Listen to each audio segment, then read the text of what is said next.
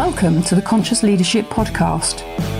In this podcast, we discuss the how-to of creating conscious leadership for business, life, and the world.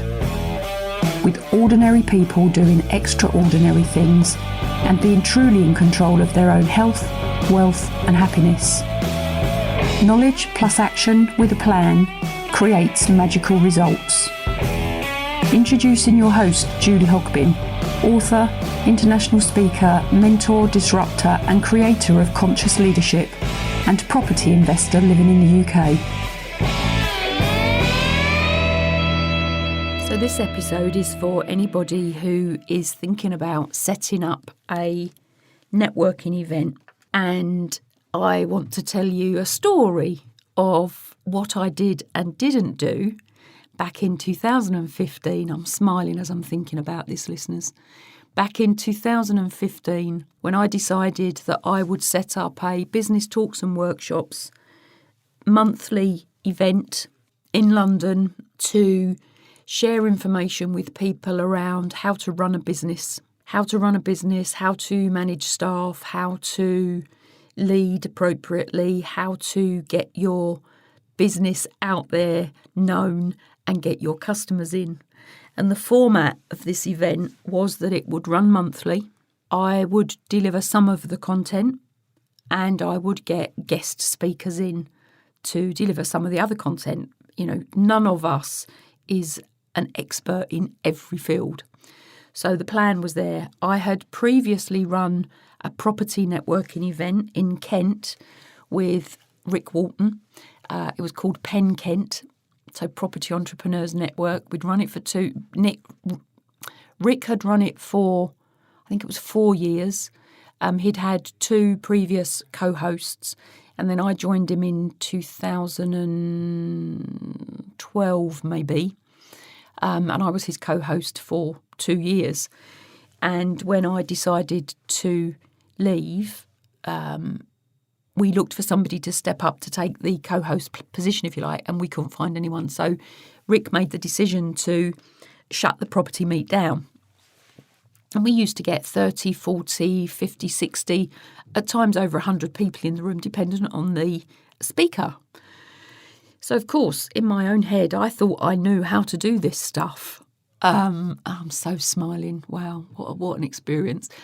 So my dad passed away in, I think it was 2014, and I got a little bit of inheritance. I actually shared this story, or part of this story, on stage at the weekend. So I thought to do a podcast to immortalise it for how ridiculous I was at the time. Yeah, we all learn and we fail forward. Remember that. So in 2015, I decided I was going to set up this business talks and workshops, monthly meet. I negotiated a good price on a hotel around the London Bridge area. And I'll tell you the figures. It was £250 an evening at the time.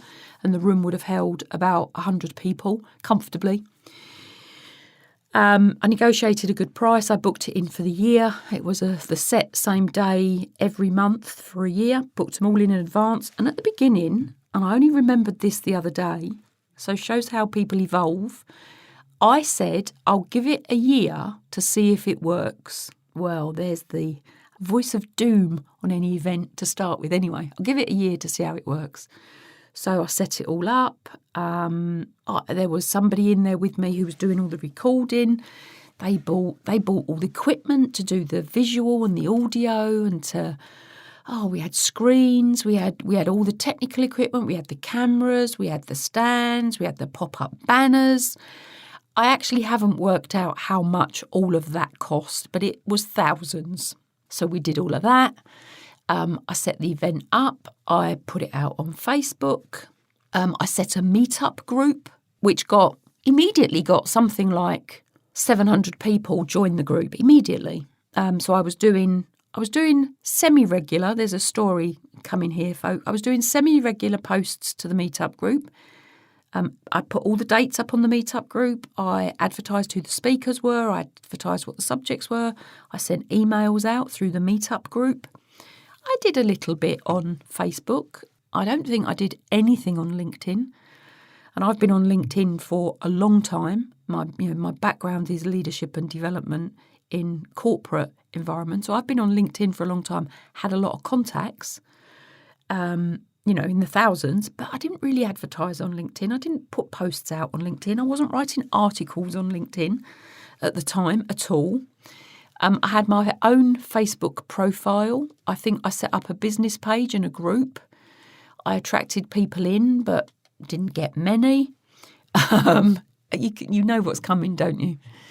Anyway, at the weekend, I was doing this sort of analysis from stage and realising how daft. I'm not beating myself up about it. It is all a learning process, but how daft I was to think it would actually succeed. I had probably a regular contingent attended almost every month of about 6 people. But 6 people at £15 a ticket is only £90. I was paying £250 for the room.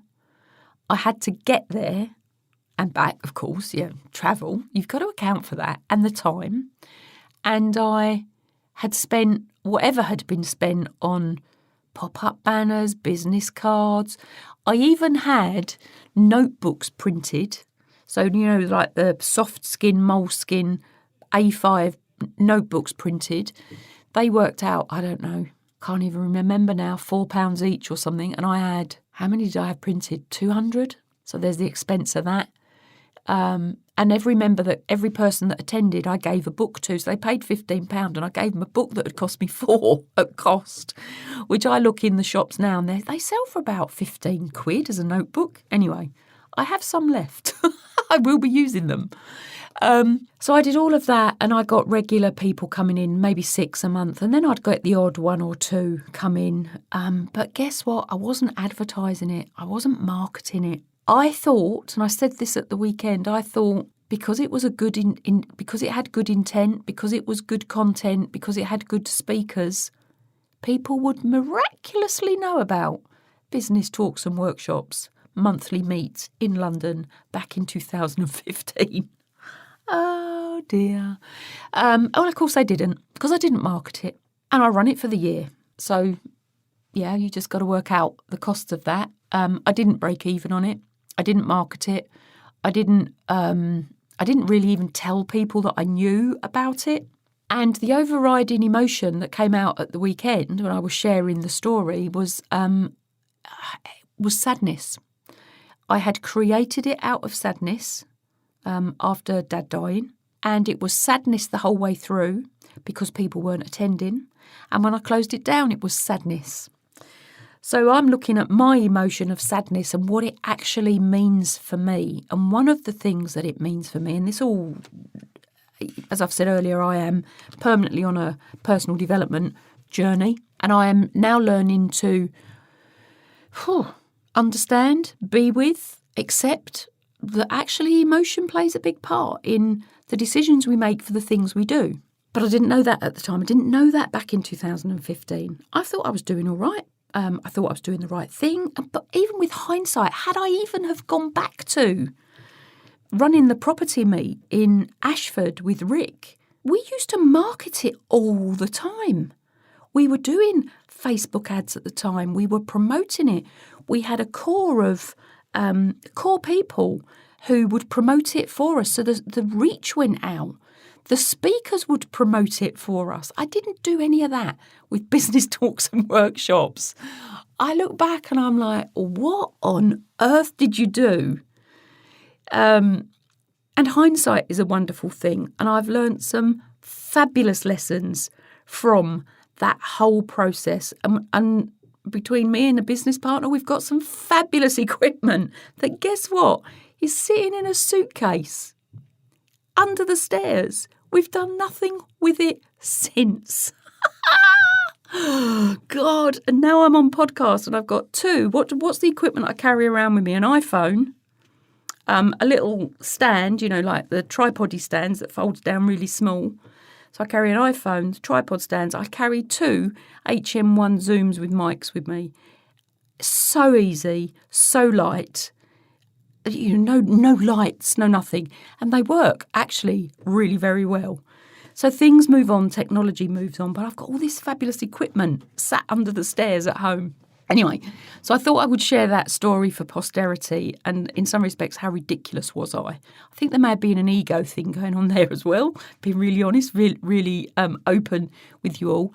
So if anybody is setting up a networking meet or a regular event or any event, if you want to talk to me, please do. Lots of experiences, lots of knowledge around this sorts of thing. I've been putting on events training for a number of years, but I've never equated the two to the same thing.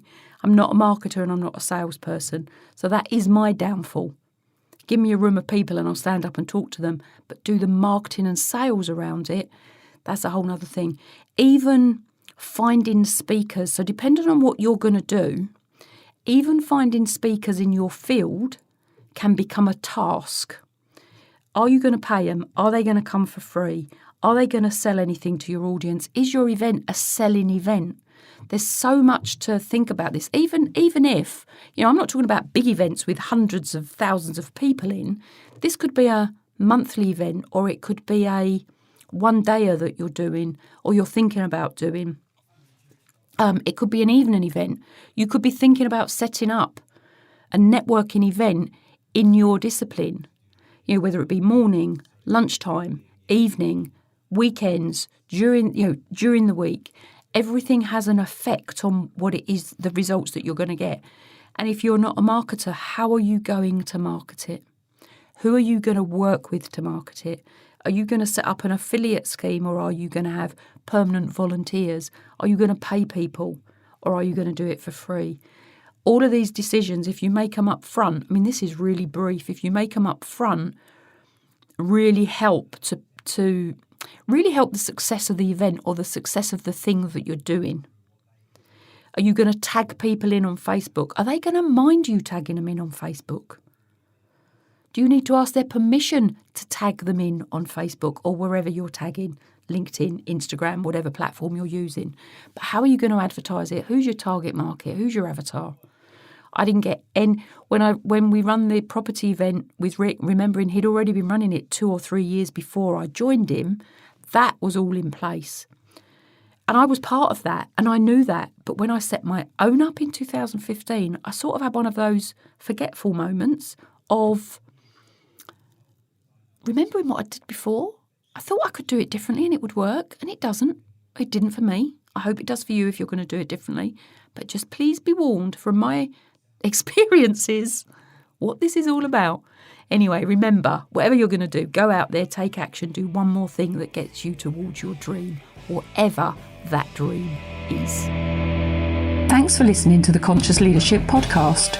You can contact Julie on LinkedIn, Facebook, Instagram, Twitter, Pinterest, and hear me out. Please subscribe to her YouTube channel for how-to videos and more content. And please message Julie to have your questions answered. Until next time, remember, knowledge plus action with a plan creates magical results. See it, say it, write it, believe it, and achieve it.